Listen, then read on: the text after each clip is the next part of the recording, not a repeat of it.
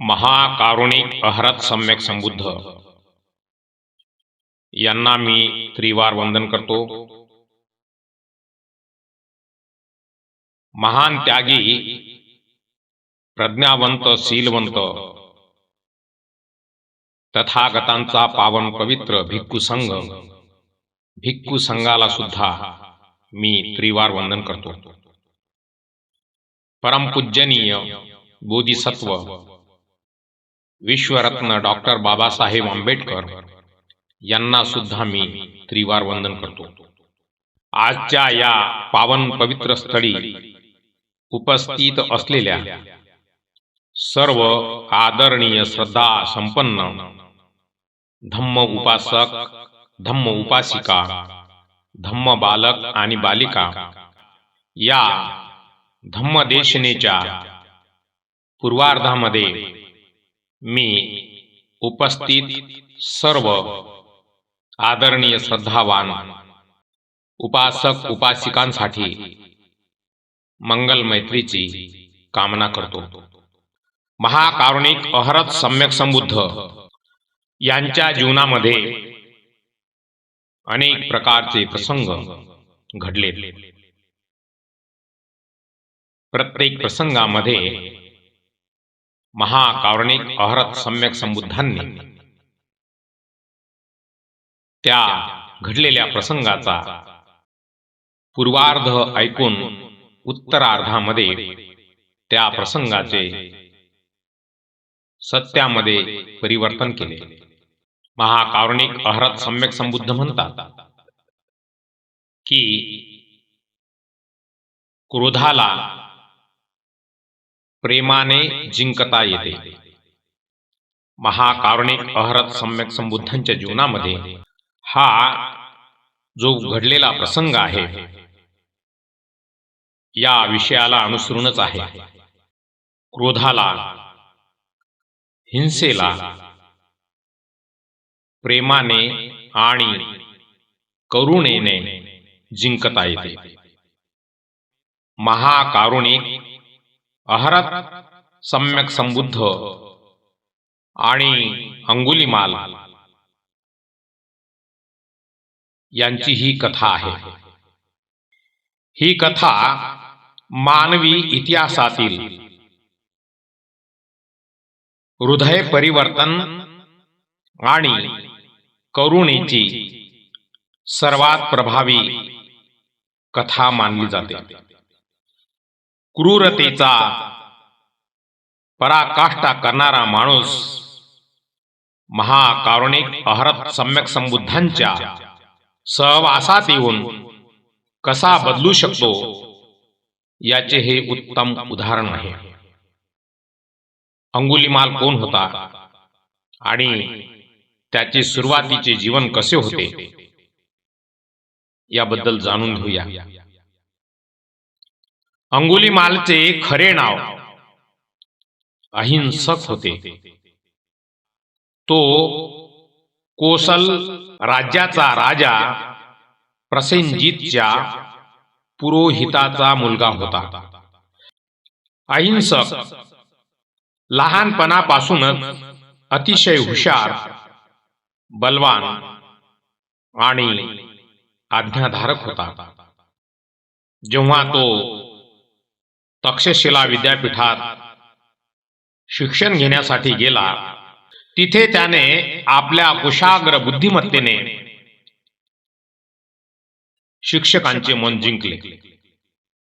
अहिंसकच्या प्रगतीमुळे इतर विद्यार्थी त्याचा मत्सर आणि द्वेष करू लागले. त्यांनी गुरूंच्या मनात अहिंसकाबद्दल विष कालवले. शिष्यांच्या बोलण्यावर विश्वास ठेवून गुरुजींनी अहिंसकला आपली गुरुदक्षिणा म्हणून 1000 माणसांची उजव्या हातांची अंगठी म्हणजे बोट मागितली. त्यांना वाटले की या नादात अहिंसक एकतर मारला जाईल किंवा कायमचा गुन्हेगार ठरेल. गुरूंची आज्ञा पाळण्यासाठी अहिंसकने श्रावस्तीच्या जंगलात जालिनी वनात आश्रय घेतला. तो तिथे येणाऱ्या जाणाऱ्या प्रवाशांना मारून त्यांची बोटे कापू लागला. तो ही बोटे विसरू नये म्हणून त्यांची माळ करून गळ्यात घालू लागला.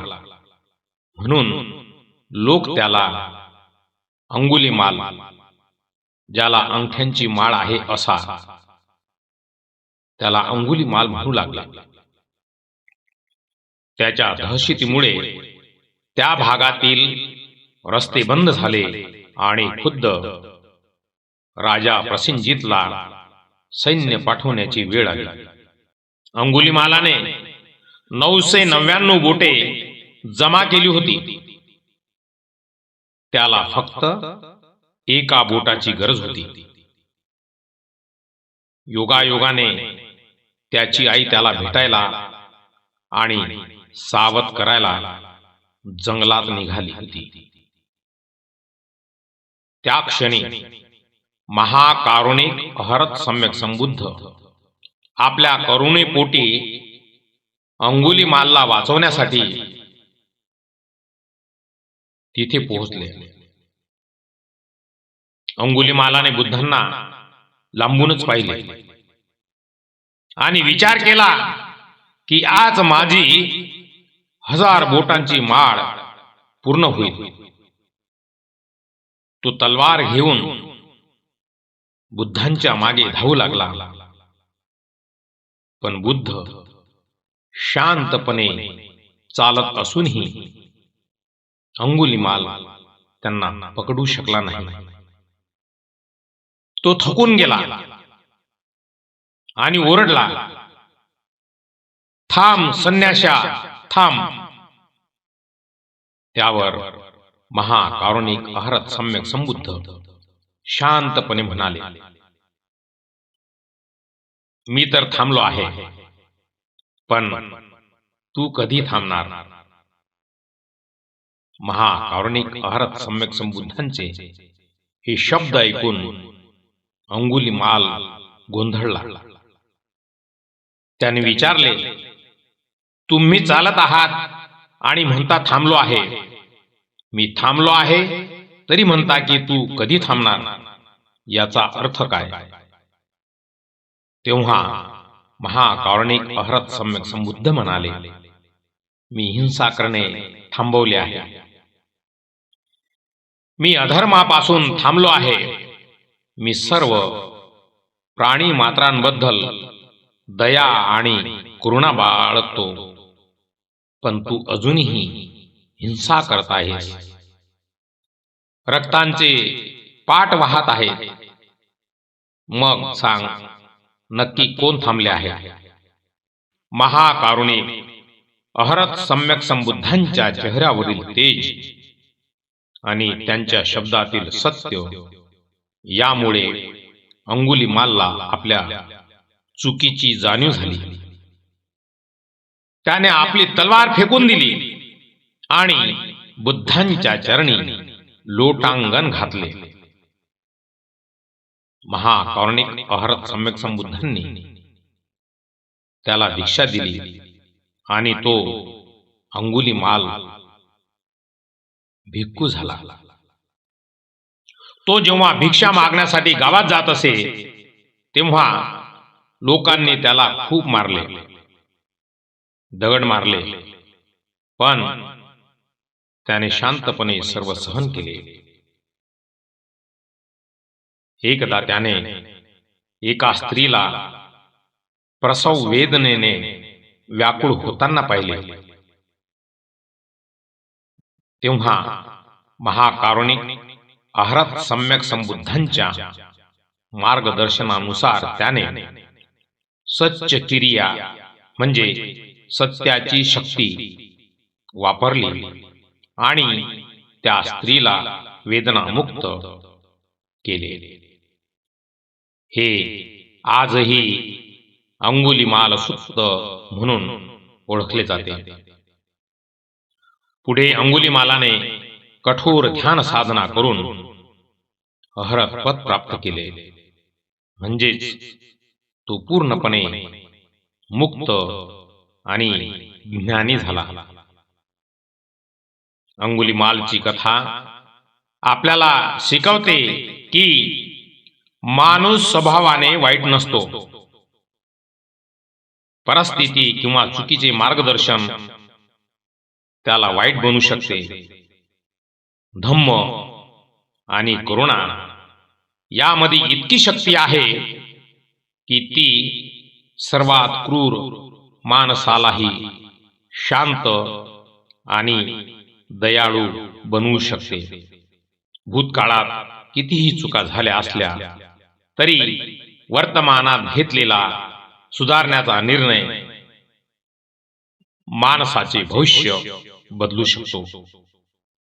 माणसाने नेहमी करुणेच्या, दयेच्या मार्गाचा अवलंब करावा. ज्याच्या मनामध्ये दुसऱ्यांबद्दल दया निर्माण होते, करुणा निर्माण होते, तेव्हा ती व्यक्ती आपले स्वतःचे अस्तित्व विसरून ती आपल्याशी समरस होते. महाकारुणिक अहरत सम्यक संबुद्धांच्या जीवनामध्ये अशा अनेक प्रकारच्या घटना घडलेल्या आहेत. मात्र तथागतांनी आपल्या करुणेने, मंगलमैत्रीने सर्वांचे मन जिंकले. हजार तलवारींचे युद्ध एका प्रेमाच्या शब्दासमोर फिके पडते, पराजित होते. महाकारुणिक अहरत सम्यक संबुद्धांनी आपल्या मंगलमैत्रीने, करुणेने, दयाभावाने सर्वांचे मन जिंकले. आपण जर दुसऱ्यांसाठी क्षमा, दयाशील भाव ठेवला, दुसऱ्याबद्दल करुणा उत्पन्न केली, तर निश्चितच त्याच्या मनामध्ये आपल्याबद्दल असलेला वैरभाव हा नष्ट होतो. म्हणून नेहमी आपल्या मनामध्ये करुणा जागृत ठेवली पाहिजे, दया भाव ठेवला पाहिजे. दुसऱ्यांना नेहमी क्षमा करण्याची वृत्ती आपल्या मनामध्ये असली पाहिजे. तथागतांचा धम्म महान आहे. धम्मामध्ये सखोल ज्ञान आहे. धम्मामध्ये मनुष्य हितासाठी, मनुष्याच्या सुखासाठी सर्व काही आहे. धम्माचे आचरण मनुष्याला सर्व सुखाचे साधन आहे. तेव्हा आपल्या मनामध्ये नेहमी दयाभाव उत्पन्न करावा, दुसऱ्याला क्षमा करण्याची क्षमता आपल्यामध्ये निर्माण करावी. धैर्य आणि संयम नेहमी मनात ठेवावा. दुसऱ्याबद्दल आदर असला पाहिजे. कदाचित समोरची व्यक्ती चुकीचे कार्य करत असेल, चुकीचे कर्म करत असेल, पण आपण त्याला प्रेमाने, करुणेने, क्षमाशीलतेने समजून सांगितले तर निश्चितच त्याच्याकडून झालेल्या ज्या चुका आहेत त्याच्या लक्षात येतील आणि निश्चितच तो त्या वाईट कर्माला सोडून चांगल्या कर्माकडे वळेल. बहुजन हिताय बहुजन सुखाय हाच खरा धम्म आहे. सर्वांना सुख उत्पन्न व्हावे, सर्वांचे हित व्हावे, हाच तथागतांच्या धम्माचा उद्देश आहे. या धम्मदेशनेमध्ये उपस्थित असलेले सर्व आदरणीय श्रद्धासंपन्न धम्म उपासक, धम्म उपासिका, धम्म बालक आणि बालिका यांना मी विनम्रपणे निवेदन करतो की आपल्या घरामध्ये वृद्ध व्यक्ती असतील, वयानुसार त्यांची बुद्धी काम करत नाही, काय बोलावे, काय बोलू नये, कसा व्यवहार ठेवावा, कसा ठेवू नये, कारण मनुष्याचे सर्व जे कार्य आहे ते त्याच्या मेंदूवर आधारित आहे. अशा वृद्ध व्यक्तींची आपण आदरपूर्वक सेवा केली पाहिजे, कारण घरातील वृद्ध व्यक्तींचे आपल्यावर अनंत प्रकारचे ऋण असते. आपण ते फेडू शकत नाही,